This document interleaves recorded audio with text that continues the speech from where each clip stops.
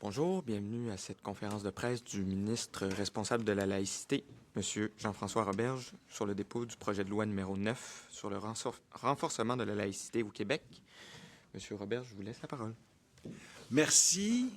Bonjour tout le monde. Je suis content d'être ici. Je salue dans la pièce la présence de mon équipe, la présence aussi évidemment de mon ami et collègue Sylvain Lévesque, député de Chapleau, adjoint parlementaire de Chauveau, je m'excuse, député de Chauveau, qui tout le long des travaux pendant des mois nous a vraiment aidé à travailler avec l'équipe, avec le caucus sur ce projet de loi important.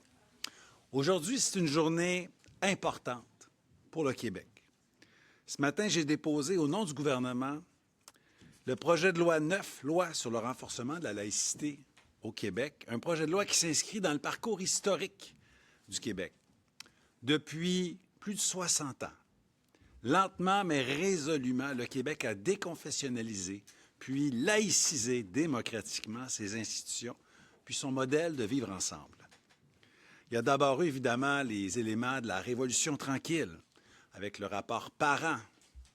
On pense à Guy Rocher, un des architectes du rapport Parent et de la Révolution tranquille, qui nous a quittés dernièrement. Il y a eu la fin donc des collèges classiques, qui étaient religieux, évidemment.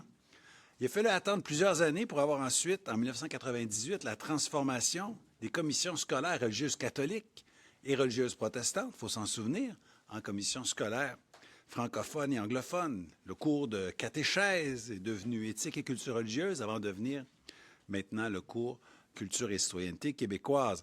Pendant ce laps de temps-là, il y a eu la commission Bouchard-Taylor avec le rapport qui a éclairé, je pense, les débats au Québec.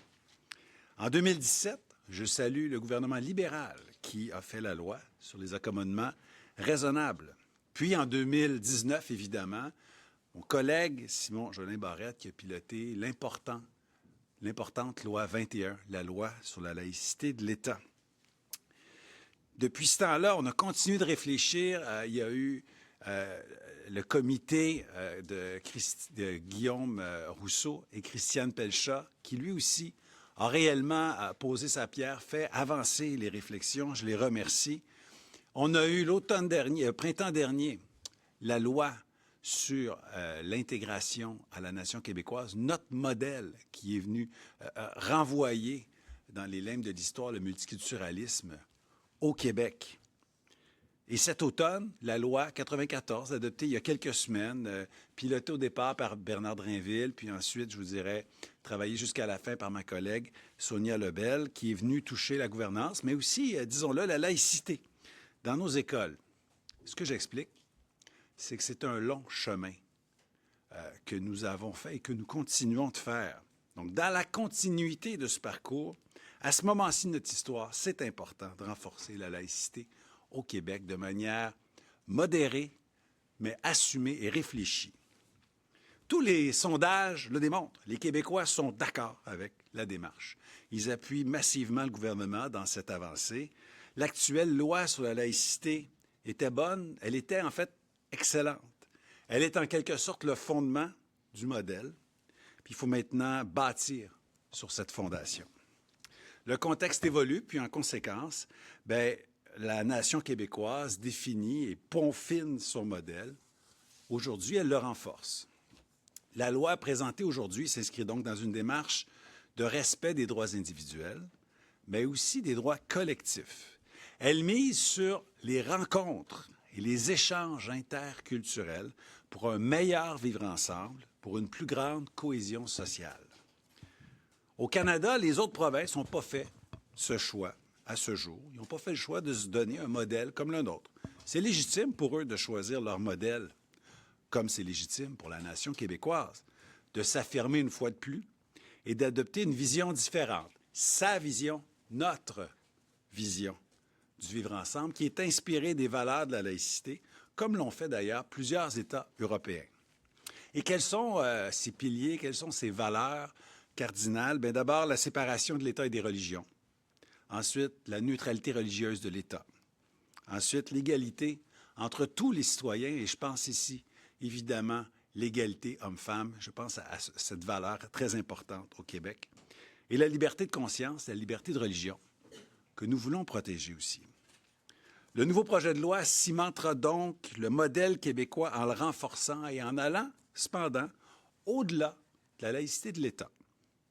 Nous englobons maintenant, avec ce projet de loi, l'espace public, les établissements privés subventionnés dans notre réflexion, en plus de revoir les balises des accommodements religieux pour tous les employeurs, pas seulement l'État québécois. Je vais vous détailler les divers éléments du projet de loi en y allant par catégorie pour que ce soit le plus clair possible. Parlons d'abord du parcours éducatif. Vous ne serez pas surpris que je commence par cet élément important. Lorsque l'État subventionne un service éducatif, il le cautionne, en quelque sorte. Il est donc normal que les fonds publics, tirés des taxes et des impôts des Québécois, soient assortis de conditions. Aujourd'hui, je vous annonce que la laïcité sera désormais une condition fondamentale pour recevoir du financement de l'État et offrir des services éducatifs. C'est normal, c'est nécessaire, je dirais que c'est parfaitement cohérent avec le nouveau modèle québécois, avec la loi sur l'intégration à la nation québécoise. Ce qu'on précise, ce qu'on veut, là, c'est qu'au Québec, le gouvernement encourage la mixité et les interactions et non le communautarisme. Voici donc des éléments du projet de loi qui touchent particulièrement le parcours éducatif. D'abord, obligation d'avoir le visage découvert dans tout le parcours éducatif financé par l'État. CPE, garderie subventionnée, services de garde éducatif en milieu familial, cégep et université. Je précise que la loi 94, déjà sanctionnée, couvre déjà les écoles publiques et privées. Ensuite, interdiction de port de symboles religieux aux membres du personnel de CPE, de garderies privées subventionnées, ainsi qu'aux bureaux coordonnateurs de services de garde en milieu familial. Lorsqu'il y a interdiction de port de symboles religieux, il y a à chaque fois la clause de droit acquis.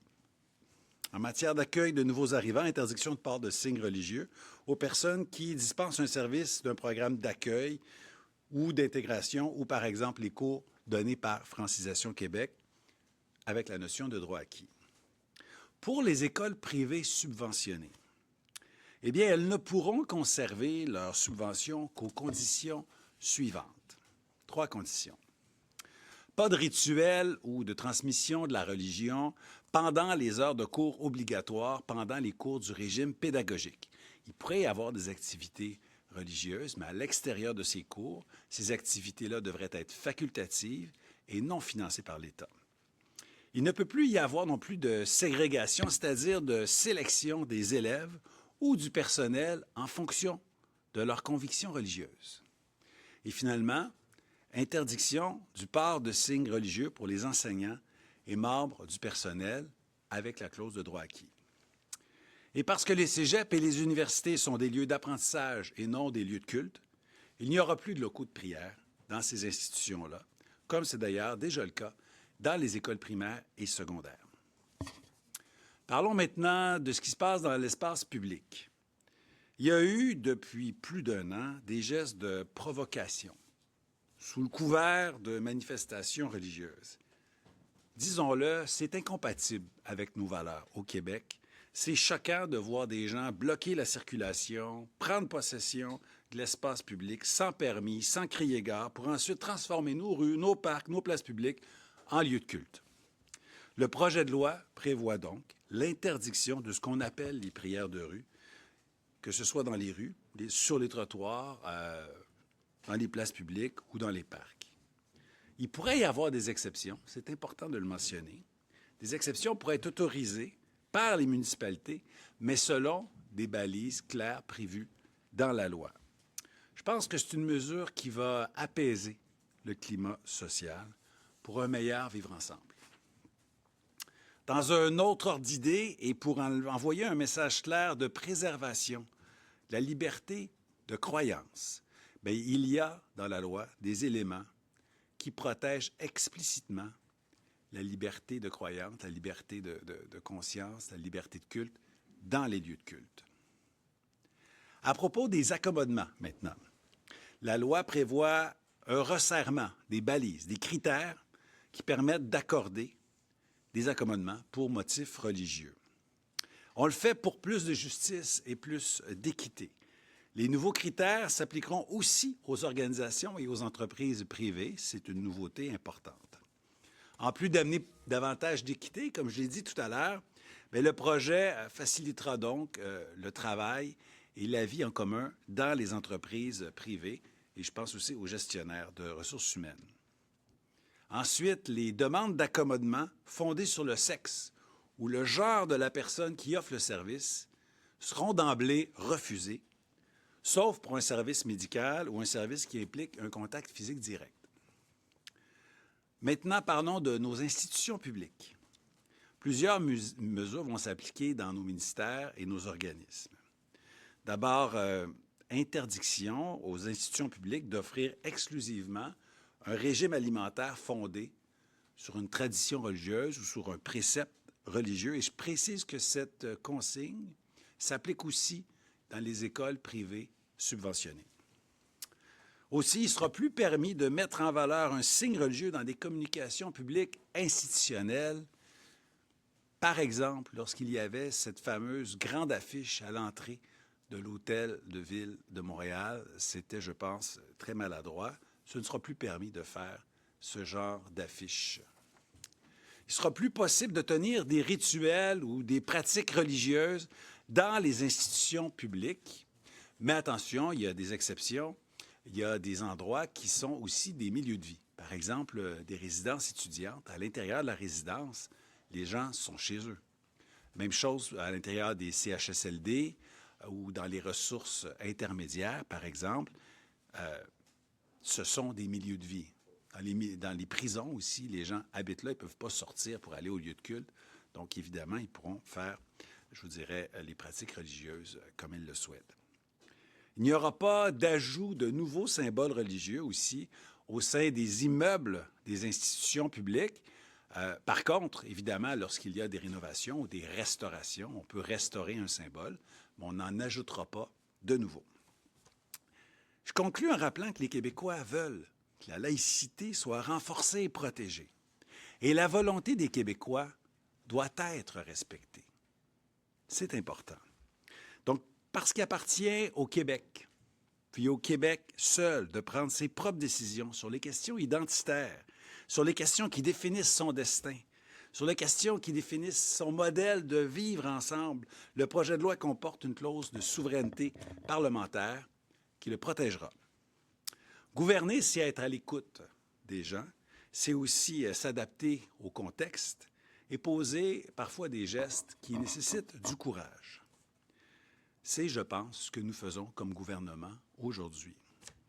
La nation québécoise est et demeurera une nation ouverte, une nation démocratique, une nation avec un parcours historique qui est remarquable, enviable et envié partout sur la planète, mais une nation qui peut être très fière de qui elle est et comment elle aménage son vivre ensemble pour une meilleure cohésion sociale. Au nom du gouvernement québécois, je pose donc ce matin un geste d'affirmation nationale en renforçant la laïcité, en consacrant ici tout le chemin parcouru par celles et ceux qui m'ont précédé depuis la Révolution tranquille, parce que c'est comme ça qu'on vit au Québec et c'est comme ça qu'on va continuer à vivre ensemble.